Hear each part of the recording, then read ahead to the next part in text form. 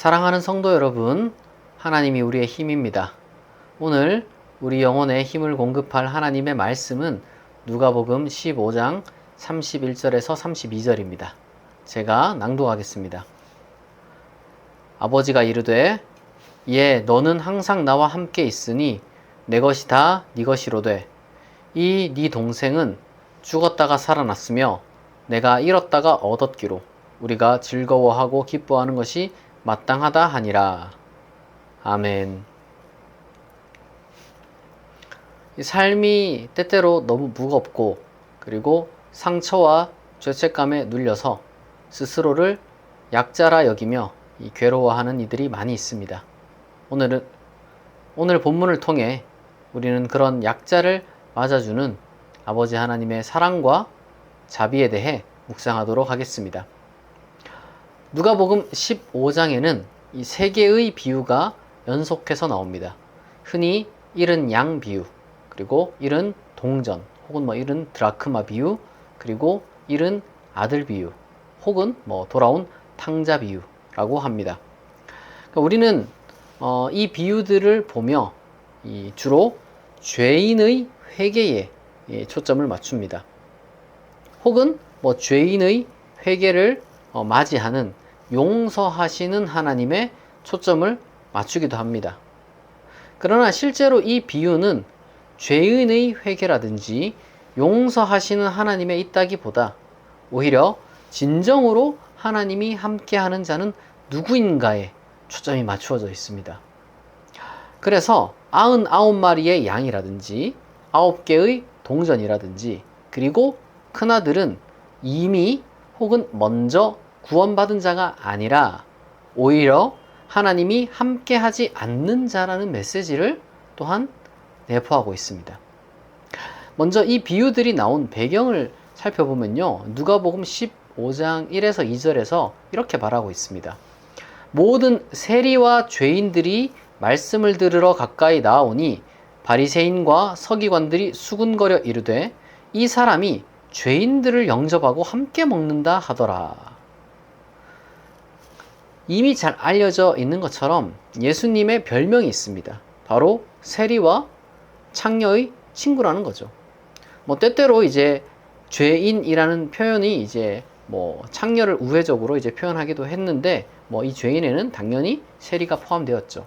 그러니까 통상적으로 남자 죄인을 나타낼 때 세리 이렇게 표현을 했던 거고, 여자 죄인을 나타낼 때 창녀라고 했던 거죠. 그러니까 세리와 죄인, 세리와 창녀의 친구다라고 했을 때는 딱 그 두 부류만, 그 직업만 의미하는 게 아니라 사회 전반적인 일종의 이 낙인 찍는 말이었던 겁니다. 그러니까 오늘날 우리가 죄인이다 이렇게 생각하면은 두 가지를 떠올리죠. 뭔가 교리적으로 죄인인 어떤 경우가 있고, 또 다른 경우는 주로 여기에 해당이 많이 될 텐데 윤리적 내지는 어떤 법적 의미의 죄인이라고 우리가 생각을 하기 쉽습니다만은, 이 당시 때 이 죄인이라는 말은요, 이 사회적 낙인을 의미했습니다. 그러니까 유대의 율법 내지는 이 관습이 그 당시에 기준이었기 때문에 그렇죠. 그러한 기준에 따르면 사실 예수님 자신도 이 세리와 창녀, 세리와 죄인의 친구다라고 말을 했지만 예수님도 죄인이다. 사실 이 얘기를 돌려서 말한 것이 되기도 합니다. 그러니까 이러한 배경과 그리고 이 비유의 문맥을 알고 우리가 돌아온 탕자 비유를 조금 더 자세히 살펴보겠습니다. 우선 그 비유의 내용은 이러합니다. 어느 한 가정, 두 아들을 둔 아버지가 있었습니다. 어느 날 작은 아들이 아버지에게 집을 떠나고자 하니 재산을 달라고 요구를 했습니다. 아버지는 그에게 재산을 주었습니다.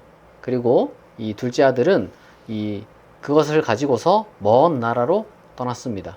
그리고 거기서 방탕하게 살면서 재산을 다 잃어버렸고 결국 그는 돼지를 치는 신세가로 전락하고 맙니다. 그리고 돼지가 먹는 그 쥐염 열매라도 먹고 싶었지만 줄 사람이 없었던 거죠. 그만큼 이 사회적으로 모든 것이 단절된 상태였다는 겁니다. 그제야 그는 아버지를 다시 떠올립니다. 그러나 나름대로 염치가 있었던지 자기는 더 이상 아들 자격이 있다고 생각하지 않고 아버지가 아들은 아니더라도 그래도 부자니까 이제 품꾼 중에 한 명으로는 이제 써주시겠지라는 그 마음을 갖고서 돌아가기로 결심했고, 그리고 그는 아버지를 다시 찾아갑니다. 그런데 놀라운 일이 일어납니다. 아버지는 작은 아들을 멀리서 보고 달려가 목도 안고 뭐 입도 맞추고 그렇게 이제 너무 반기는 거예요. 어떻게 살았는지 뭐 묻지도 않아요. 뭐 재산 어떻게 했냐 뭐 전혀 관심이 없었습니다. 그저 돌아온 것에 기뻐하고 가장 좋은 옷을 입히고, 그리고 뭐 가락지와 신발을 주고, 그리고 또 송아지를 잡아서 잔치를 열었습니다. 그런데 이제 큰아들이 있잖아요. 이제 이 큰아들은 이 동생이 돌아온 것, 그리고 이제 동생이 돌아와서 이 잔치를 연 것 그 자체가 굉장히 잘못되었다. 불공정하다. 역차별이다. 이렇게 여겼습니다.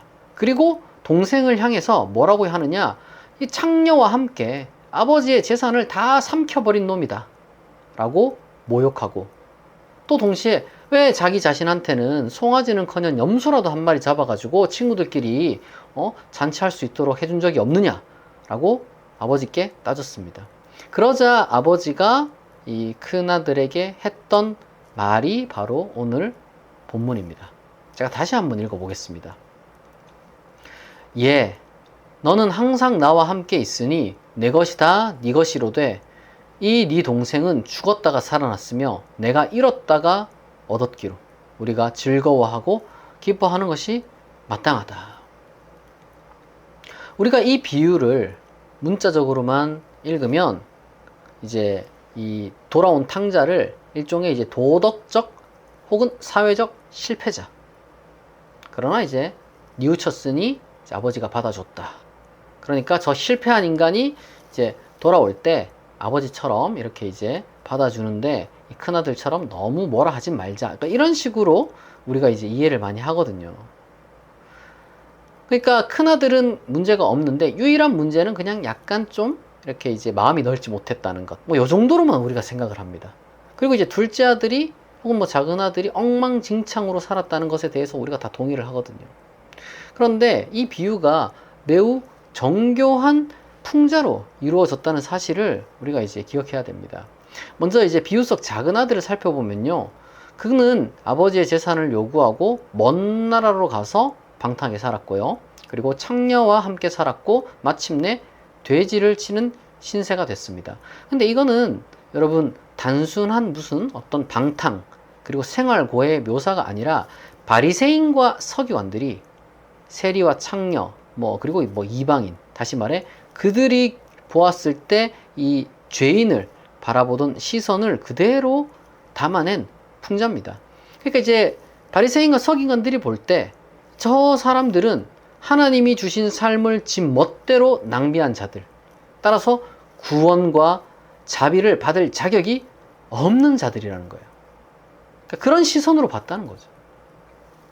그러나 예수님은 정반대 이야기를 하시는 거예요. 세상에서 비록 실패하고 낙인 찍혀가지고 더 이상 설 자리가 없을 때 그들은 뭘 했냐? 아버지를 기억했다는 거예요.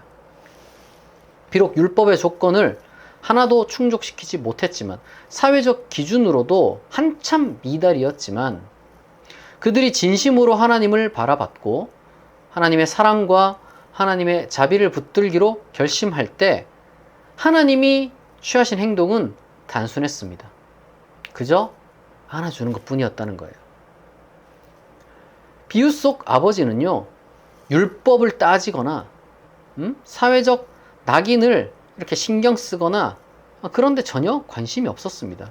아버지는 아들이 돌아왔다는 사실 그 자체에 그저 기뻐하고 달려가 안고 입을 맞추고, 그리고 가장 좋은 옷과 가락지를 주고 송아지를 잡아 잔치를 베풀었다는 거예요. 하지만 큰아들은 어떻습니까? 비유 속의 큰아들은 율법의 조건과 사회적 평가가 곧 하나님의 기준이라고 믿었던 바리새인과 서기관을 나타냅니다. 유대인에게 율법은 하나님이 모세에게 주신 것이니까 그 기준에서 벗어나는 사람들이 죄인인 거는 너무 당연한 거예요. 오히려 그 율법을 이렇게 지키지 않고 율법에서 벗어난 사람들은 하나님께 반역하는 자들인 거죠. 하나님의 법, 하나님의 진리를 어길 뿐만 아니라 그러한 하나님의 이 질서에 저항하는 자들로 보였다는 거예요. 율법을 안 지키면. 그러나 자신들은 어떻습니까? 그 율법에 부합하면서 살아가고 있잖아요. 그리고 율법에 막 깊은 의미들도 다 알고 있잖아요. 그러니까 자신들은 바로 그런 의미에서 의인이었던 거죠. 문제없이 지냈다는 거죠, 자기네들은. 문제는 뭐냐면은 바로 그 큰아들은 아버지의 마음을 전혀 몰랐다는 거예요. 비유 속에서 아버지가 큰아들에게 이렇게 이야기를 했습니다. 예, 너는 항상 나와 함께 있으니 내 것이 다 네 것이다. 근데 여기서 보면 이제 짧게 지나가는데 예 라고 하잖아요. 예. 근데 이게 헬라어로 테크톤인데 이거는요, 자립하지 못한 어린아이를 부를 때 쓰는 표현입니다. 근데 여러분, 아버지가 이 다 큰 이 첫째에게 그 애라고 탁 부르는 게 그 의미하는 게 뭐겠습니까? 미성숙을 나타내는 거죠. 그리고 동시에 이건 미자립도 의미합니다.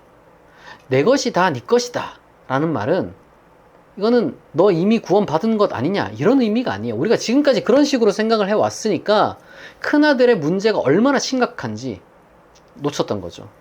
오히려 이거는 지금 너는 나와 함께 있으니까 이러한 것들을 누리지 네가 네 스스로 네 거라고 주장할 수 있는 건 하나도 없다. 지금 큰아들이 아버지한테 막 따졌잖아요. 왜 나는 송아지는커녕 염소 한 마리 안 잡느냐 막 따졌잖아요.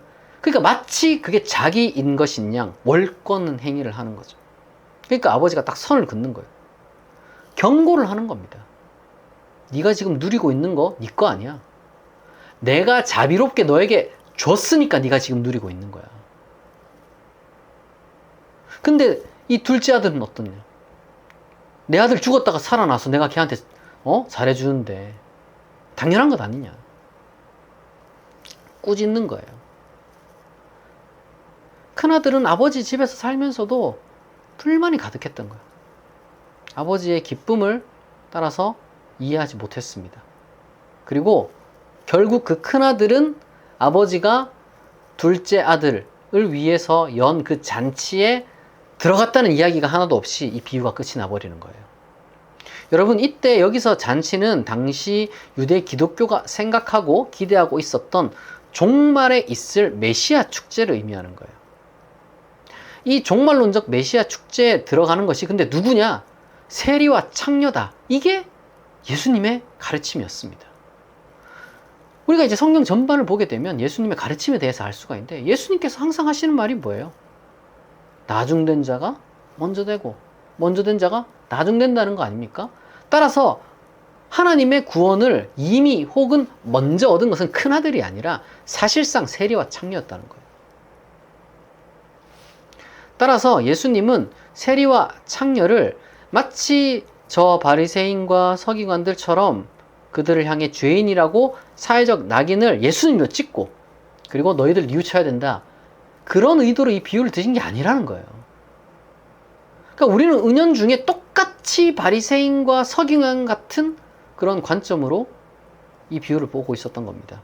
오히려 예수님은 그들의 언어로, 그러니까 이제 바리새인과 서기관들의 언어로 죄인이라 불리는 자들이야말로 사실 하나님 나라에 어울리는 자들이며 의인이라 불리거나 혹은 자처하는 자들은 얼마나 그 내면이나 행실에 있어서 하나님과 거리가 멀고 하나님 나라의 잔치에 어울리지 않는지를 보여주고자 하셨다는 거예요. 이 비유를 통해서. 바리새인과 서기관이 따라서 하나님 나라에 들어가기 위해서는 무슨 율법의 조건을 충족시키거나 아니면 사회적 기준에 부합하는 그것들에 따르는 어떤 자신들의 의의를 내세울 것이 아니라 하나님의 관점으로 회개하고 뉘우치고 자신들이 그렇게 경멸하는 세리나 창녀들이 결국에는 자신들과 동일한 하나님의 피조물, 한 인간에 불과하다는 것을 인정해야 한다는 것이 바로 이 비유의 메시지입니다. 제가 처음에 말씀드렸잖아요. 이 비유가 왜 시작되었느냐. 세리와 창녀들이 예수님께 가르침 받겠다고 나오니까 바리새인과 서기관들이 수근수근 거리니까 그들 들으라고 이 비유가 행해진 거거든요. 저는 이 비유가 오늘날 우리 교회와 사회에 정말 철실히 필요하다고 생각을 해요. 왜냐하면 오늘날 우리는 현대판 바리새인과 서기관과 같은 의인과 그리고 또한 세리와 창녀라는 죄인들의 어떤 그 기울어진 갈등 사회 속에서 살아가고 있기 때문입니다. 우리 사회는 끊임없이 사람을 막 나누잖아요. 대학 어디 나왔냐? 뭐 얼마 버냐? 지역이 어디냐? 뭐 심지어 뭐 정치 성향도 묻고 뭐 외모가 어떤지 묻고, 그쵸? 심지어 뭐 교회 안에서도 막 이렇게 이제 사람 막 가르잖아요. 뭐 신앙이 어떻네, 봉사가 뭐 이제 그러니까 일종의 금 나누기죠, 금 나누기. 그러니까 이러한 금 나누기는 하나님 보시기에 얼마나 천박하고 형편없느냐는 거예요. 저는 이 가르침이 따라서 오늘날 현대의 그리스도인들에게 굉장히 무겁게 다가와야 한다고 생각합니다. 자기 동생 경멸하고 비난하고 자기 의를 내세우는 그러한 큰 아들과 같은 사람은 하나님 나라에 어울릴 수 없고, 그러한 의를 주장하는 사람은 하나님 나라에 결코 들어갈 수 없습니다. 다른 한편으로 우리의 삶이 세리와 창녀같이, 혹은 뭐 비유 속 이 둘째 아들 같이, 혹은 또 우리가 살펴보지는 않았지만 같은 이 맥락 속에 있는 그 비유들 중 99마리의 양무리에 끼지 못하고 자이든 타이든 도망칠 수밖에 없었던 바로 그 한 마리의 양 같은 모습일 수도 있어요. 우리의 삶이 사회적 기준으로 봤을 때 미흡하거나 뭐 심지어 형편없고, 그리고 또 최근 들어서 제가 좀 한국 교회를 지켜보면 마치 이 대도시 내 성경한 이 사교 클럽이 되어버린 것 같은 그러한 어떤 그 교회의 이제 회원으로서 마치 내가 이제 어울리지 않는 것처럼 보이는 나 자신을 바라보며 사회로부터도 하나님으로부터도 버림받았다 이렇게 생각할 수도 있습니다. 그러나 여러분, 그건 정말 큰 착각이에요. 그거는 잘못된 겁니다. 큰아들의 시선이 아니라 아버지의 시선으로 우리를 바라봐야 돼요. 비유 속 아버지보다 자비로운 분이 우리가 믿는 하나님입니다. 그리고 그 하나님은 우리가 자신의 품으로 돌아와 안기기를 기다리고 계세요. 세상이 우리를 외면해도, 혹여나 일부 어떤 교회들이 우리를 인정하지 않아도 하나님은 우리를 자신의 자녀라고 부르십니다. 따라서 우리가 해야 될 것은 무엇이냐? 그분의 품으로 돌아가 안기는 거예요. 하나님께 돌아온다는 말은 단순히 교회에 나오거나 아니면 종교적인 어떠한 행위들을 시작한다는 뜻이 아닙니다. 예수님의 말씀을 믿고 그분의 멍에를 지는 게 하나님 품에 돌아오는 거예요. 세리와 창녀들이 예수님 말씀 들으러 나아간 것처럼. 내가 하나님의 자녀라는 사실을 여러분 붙드는 것, 이게 출발입니다. 세상이 아무리 가혹하게 굴어도, 그래서 내 인생이 사회적 기준으로 보았을 때 마치 실패한 것처럼 보여도, 큰아들의 어떤 시선들이 내 주변에 있는 것 같아도 그것은 하나님께 버림받았다는 뜻이 전혀 아닙니다. 그러므로 지금 우리가 서 있는, 각자가 있는 그 자리에서 하나님의 뜻을 살겠다고 결단할 때 하나님은 우리와 함께 하시며 우리의 길을 인도하십니다. 그리고 때가 되면 우리의 가정과 삶에 복을 주시고 마침내 하나님 나라 잔치에 참여하게 하십니다. 이미 우리가 믿음을 갖고 하나님께 나아가고 우리의 삶을 하나님 뜻대로 살겠다고 결심한 순간 하나님 나라의 그 잔치에 우리는 참여가 확정된 사람들이에요. 이게 여러분 하나님 품으로 돌아오는 겁니다. 오늘 우리는 누가복음 15장의 이 돌아온 탕자 비유를 통해서 하나님의 마음을 우리가 보았습니다. 세리와 창녀 같은 둘째 아들, 세상 기준으로 볼 때 실패자라 불리는 자를 아버지는 기다리고 계셨습니다. 우리가 비록 넘어지고 상처 입었을지라도 하나님은 큰아들과 달리 우리를 정죄하지 않으시고요. 비유 속 아버지처럼 달려와 안아주십니다. 우리가 해야 할 일은 단 하나예요. 바로 그 하나님 품으로 돌아가 안기는 겁니다. 믿음을 갖고 결단하는 거예요. 그러면 하나님께서 우리를 달려와 안으시고 실패와 수치가 아니라 은혜와 기쁨의 잔치로 우리를 맞아 주실 것입니다. 물론 우리 가운데 큰아들 같은 마음을 가진 사람들이 있을 수는 있어요. 그리고 큰아들도 분명히 기회가 있습니다. 만약 우리 가운데 큰아들의 마음이 있었더라면 우리가 회개하면 됩니다. 그러면 용서받을 수 있습니다. 예수님 시대의 바리새인과 서기관들의 제일 큰 문제는 회개를 할 줄 몰랐다는 거죠. 왜 내가 회개해야 되느냐? 회개는 저놈들이 해야 되는 것 아니냐? 우리가 반대로 생각하면 안 돼요.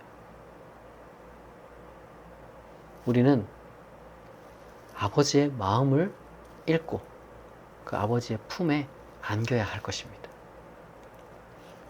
우리의 현재 삶이 어떠하든 자비하신 하나님을 믿고 이 시간 우리가 기도하게 된다면 하나님의 평안과 은혜가 우리의 삶을 압도할 겁니다. 큰아들의 눈이 아니라 아버지의 눈으로 우리 스스로를, 우리의 삶을 바라볼 수 있는 저와 여러분이 되기를 진심으로 축복합니다. 기도하겠습니다. 사랑의 하나님 아버지, 우리를 기다리시고 넘어지고 실패한 우리를 품어주시는 하나님 사랑에 감사드립니다. 오늘 이 시간 우리 마음을 열어 아버지께로 돌아갑니다.